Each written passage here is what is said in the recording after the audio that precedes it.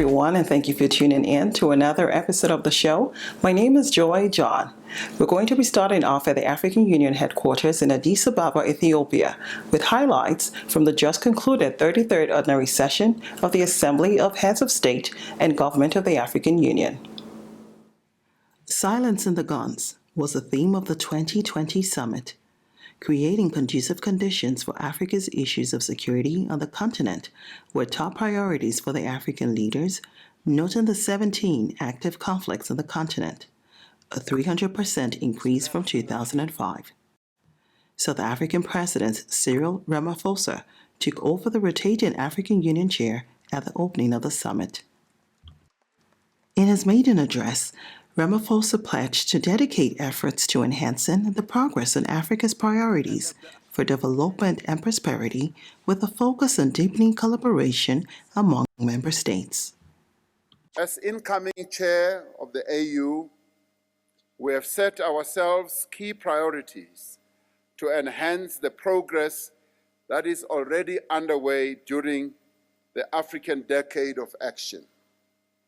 We would like to deepen our work together in ensuring that the unity of our continent is solid and is based on the founding principles that our forebears crafted, and advancing the economic growth and sustainable development that our continent needs.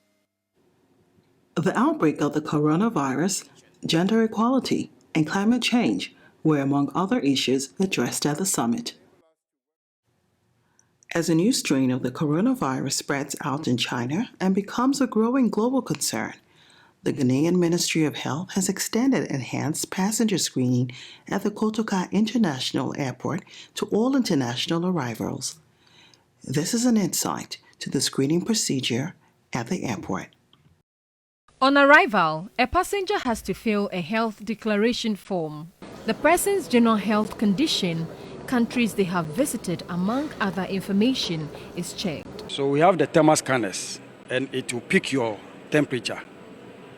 We are keen on temperature because it's an indicator for illness. When you are sick, your temperature will go high. So it will show that if it is normal, the screen, it will show green on the screen. But if it is above the threshold, it will show red. That means it is above 37.5 degrees Celsius. Port health officials, in addition, conduct observational checks. Apart from the screening, we also do visual observation. You see our officers standing. All of them are doing visual observation. So when you are coming, they will observe what you are doing. Anyone suspected to be showing symptoms is sent to the holding bay. This place is the holding bay. And we have the exit to the tarmac. So when we have a suspected case, the person is not going back again. The person will use this gate, the exit, to the tarmac. They will transport the person from here to Ridge Hospital. As dignitaries flew into Kenya to pay their final respects to late President Daniel Arap Moi, there was one special guest the people of Kenya were happy to have on their soil: President Yoweri Museveni of Uganda. Late President Daniel Arap Moi was the second and longest-serving president of Kenya from 1978 to 2002. He was aged 95.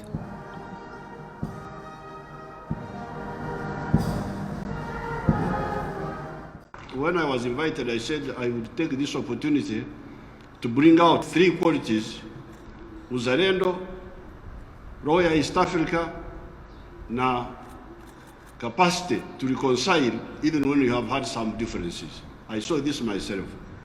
In 1987, a crisis between Kenya and Uganda deepened, bringing the two East African nations close to war. Both leaders later made peace and allowed trade and diplomatic relations to flourish between Kenya and Uganda. So he has gone, but we who have remained behind should take some of those useful lessons. May the Almighty God rest his soul in eternal peace. Thank you very much. News of the murder charges against the First Lady of Lesotho have rocked the South African nation. Maisaya Thabane is accused of killing the first wife of her husband, Prime Minister Thomas Thabane, just days before his second-term inauguration in 2017. After weeks on the run, Mrs. Thabane handed herself over to the police and she has now been granted bail. Let's listen in. A relaxed-looking Mrs. Thabane, clad in her traditional Basotho dress, seshweshwe, seemed calm as the magistrate preferred charges against her. You are said to be a Mosotho woman, 42 years of age. You are charged on 2 counts.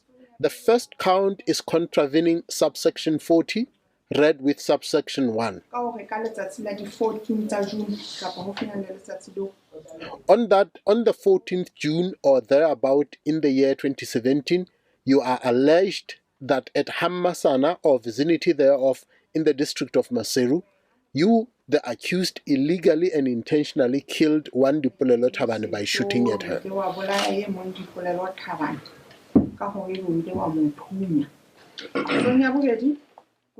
On the second count, you, the accused, illegally and intentionally shot one Tato Sibulla, wounding her.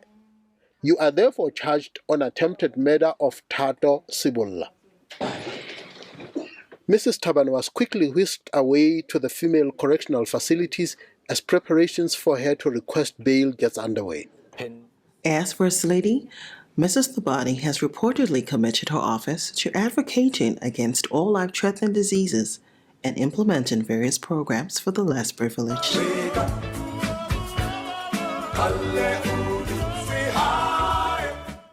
Moving on to sports.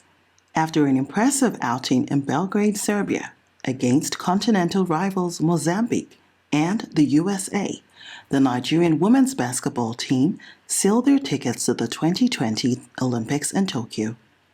This would be the second appearance for the team in 16 years.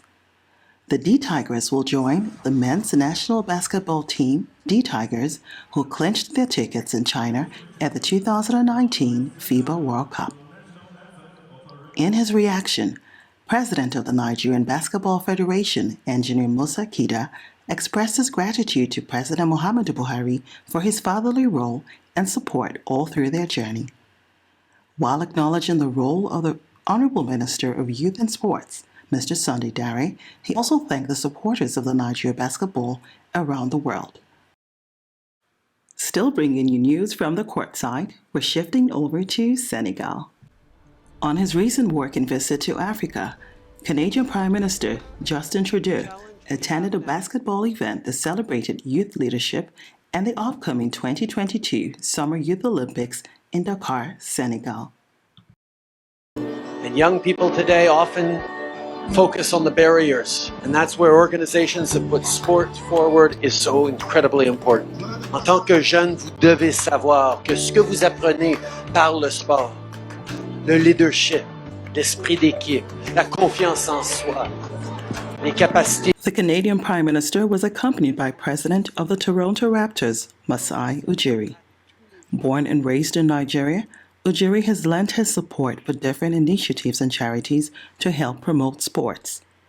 Through his Giants of Africa Foundation, Ujiri uses basketball as a way to educate and connect with the African youth. Out of all these kids here, how many is going to play in the NBA? Maybe one? Yeah, so that's the court. That's the court aspect. Where do all the others go? That's why when I come to Giants of Africa, it's not only about coaching the kids. It's about bringing some of our coaches, some of our trainers, some of our teachers to come and teach these kids that outside basketball, you can make it in sports. The biggest example of that, right here. I didn't play in the NBA. I wasn't good enough. I wasn't even good enough to play in a lower division in Europe. And look at where I find myself. And there are millions of kids in Africa that are way smarter than me. Way smarter than me. All they need is this opportunity. And this brings us to the end of the program. We'll see you next time.